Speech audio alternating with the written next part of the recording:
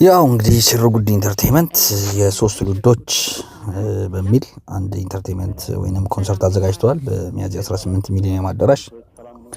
ይህ ዝግጅት እንግዲህ የሶስት ትውልዶች ብለውታል። እንግዲህ ሶስት ትውልዶች ያሉት እንግዲህ የመጀመሪያው ማን ነው? ኤፍሬም ታምሩ፣ ከዛ ጎሳዬ፣ ቀጥሎ ደግሞ አዲሷ ዘፋኝ አለች። እንግዲህ የሶስት ትውልድ ነው ያሉት። በነገራችን ላይ አንድ ትውልድ አትሊስት 25 ዓመት ነው።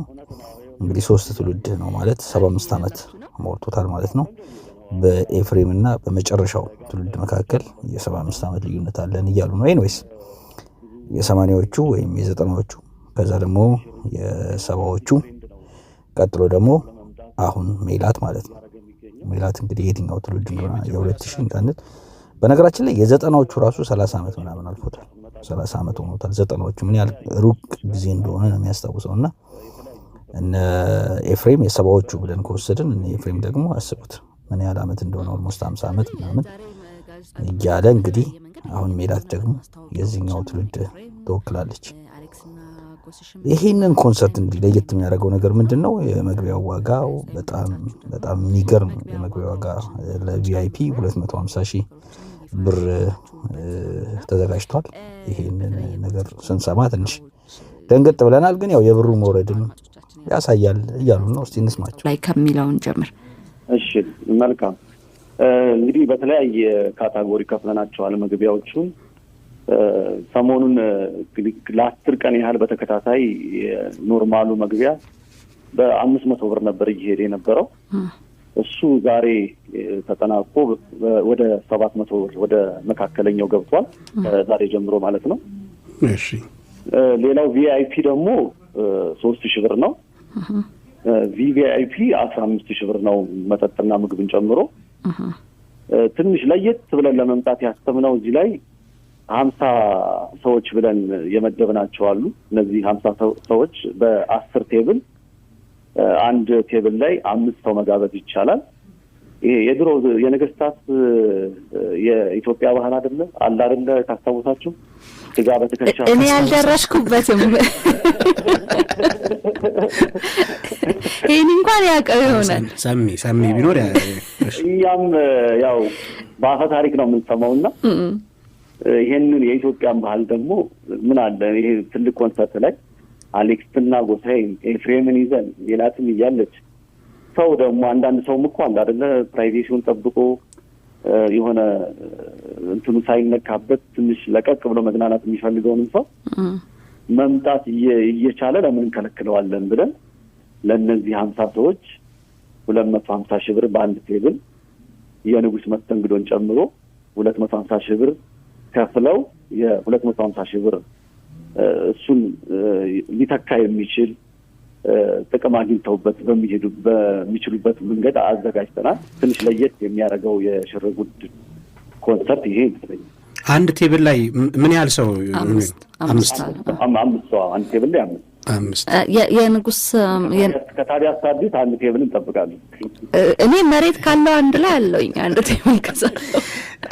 አሁን በነገራችን ላይ በ0970105688 ላይ ይሄ እኮ የዛሬ 13 ዓመት ከከተማ ወጣ ብሎ መሬት ይገዛል እየተባልክ ነው።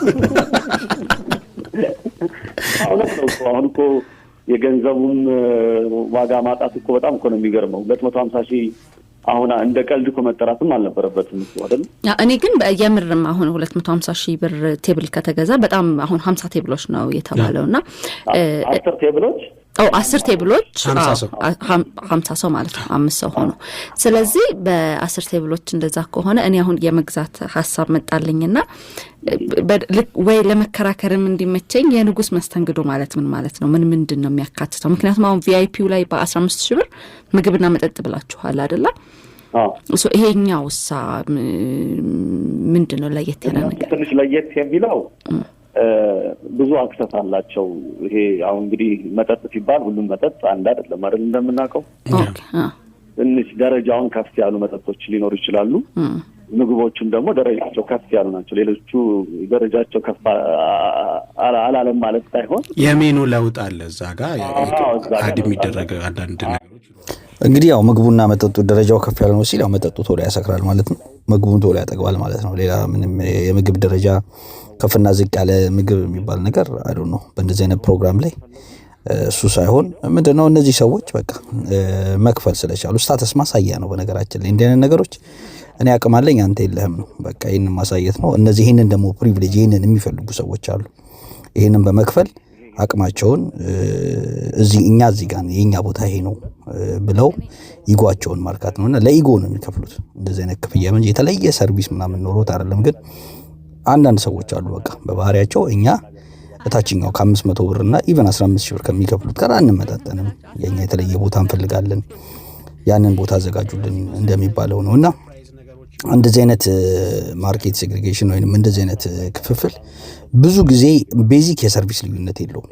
ያለው ልዩነት ምንድነው? ስታተስ ማሳያ ነው። እኛ እዚህ ጋር ነን፣ እናንተ እዛ ጋር ናችሁ ነው።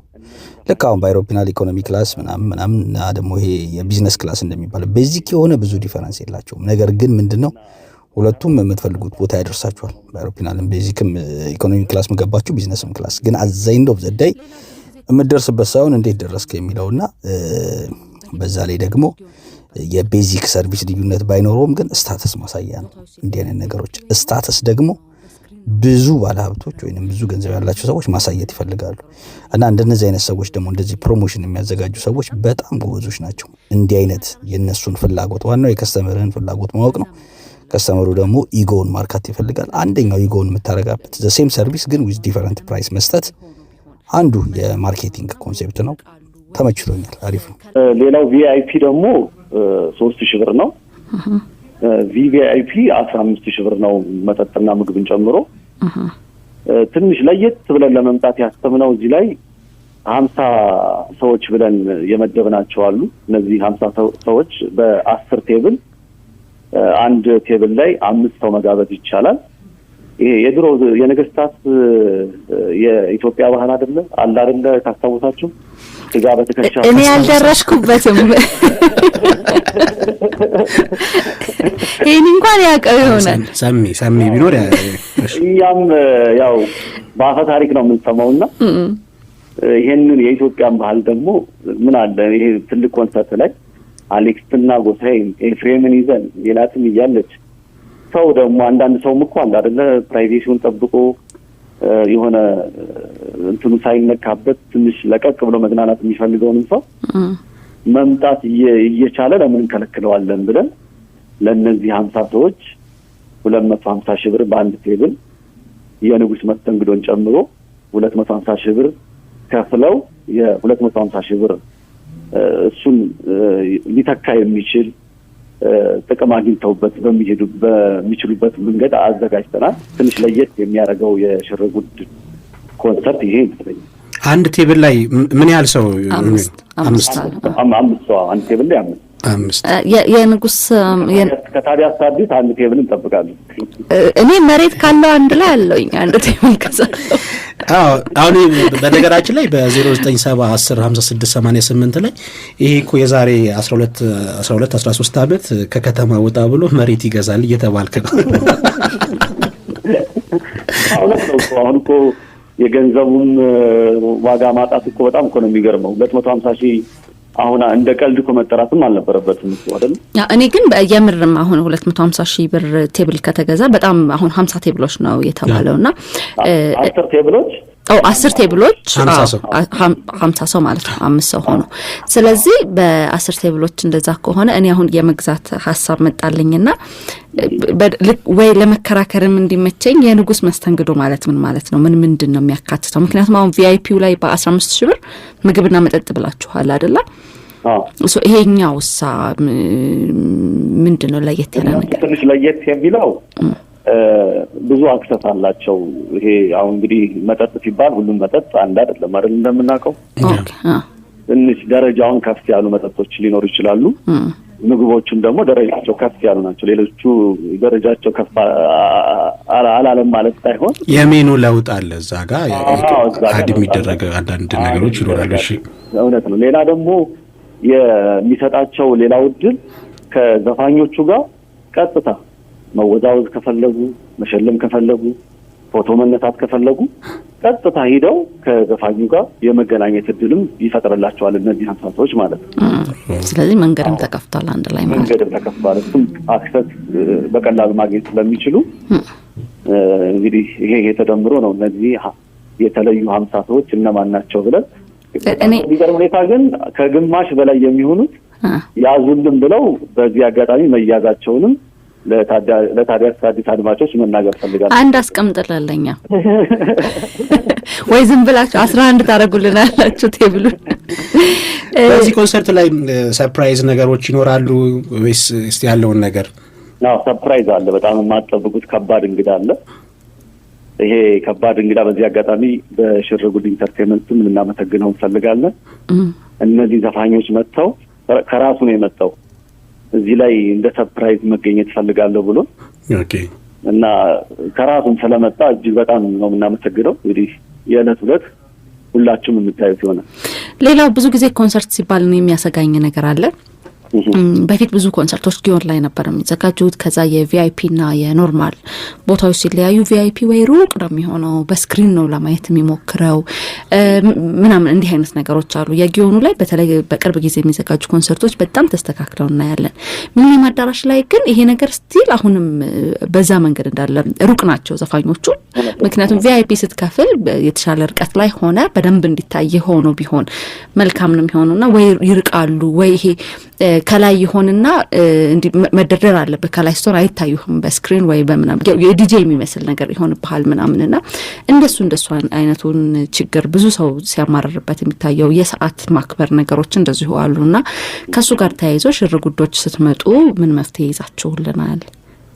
በጣም ትክክለኛ ጥያቄ ነው። ከሚገርምሽ እኛም ከዚህ በፊት ተባባሪ አዘጋጅ በነበርንበት ጊዜም የተለያዩ ኮንሰርቶችን ታዳሚ በነበርንበት ጊዜም በጣም የምንታዘባቸውና ከብዙ ሰዎች የምንሰማው ቅሬታ ነው።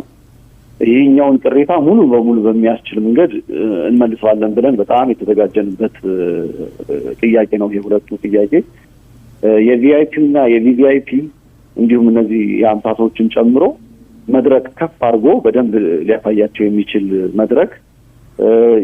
ሌላው ደግሞ ቅድም ያልጠቀስኩላችሁ እነዚህ 50 ስፔሻል የተባሉ ሰዎች በሶፋ ደረጃውን በጠበቀ ሶፋ ልክ ሳሎን ቤታቸው ቁጭ ብለው እንደሚዝናኑ ፊልም እንዲያረጉ ጭምር ነው የመድረኩ ከፍታ ተጨምሮ።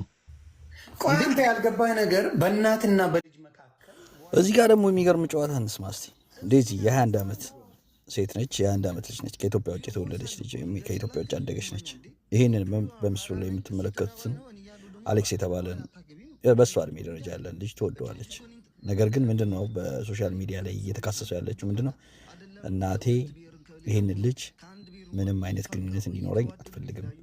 የማትፈልግበት ዋናው ምክንያት ልጁ ከእናቴ ወይንም ከኔ ብሔር ሌላ ስለሆነ ነው ብላ እየተናገረች ነው። እንግዲህ እኔ የሚገርመኝ ነገር የኛ የዘረኝነት እንትን ምንድነው ስቃይ፣ እኛን ያሰቃየን ዘረኝነት ሄዶ በውጭ ሀገር የተወለዱ ልጆች ላይ እንኳን ተጽዕኖን እያመጣባቸው ነው እና በዚህ ሌብል መከራከሪያው ነው ራሱ መቅረቡ በጣም ያሳዝናል። እስቲ ስሙት። ቆንጆ ያልገባኝ ነገር በእናትና በልጅ መካከል ዋዩንቫ አዶንጌሪ እሱን ያልገባኝ ነው እንዴ? ቮይስ አለ እኮ ልላክልህ የሚማኛ እንዴ?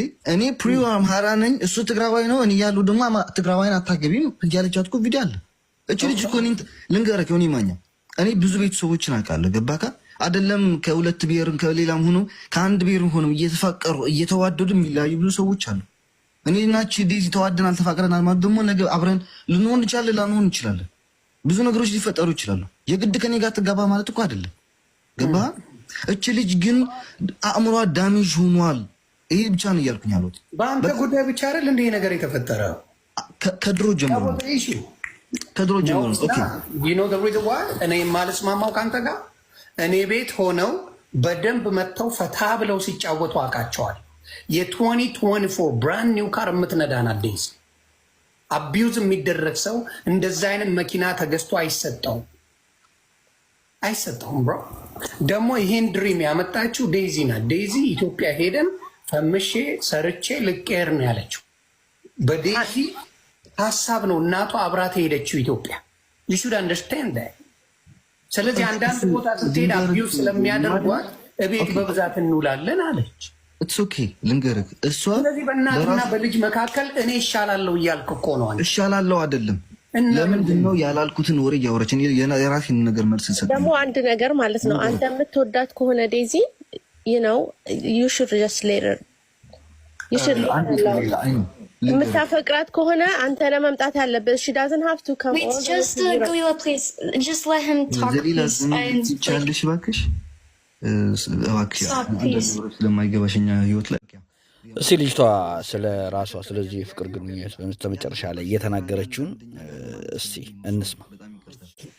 ገባካ? እኔ ስለ So I don't want anybody to say, oh, she's my mom, this is right, she's automatically right because she's my mom. We are all different. We're all different.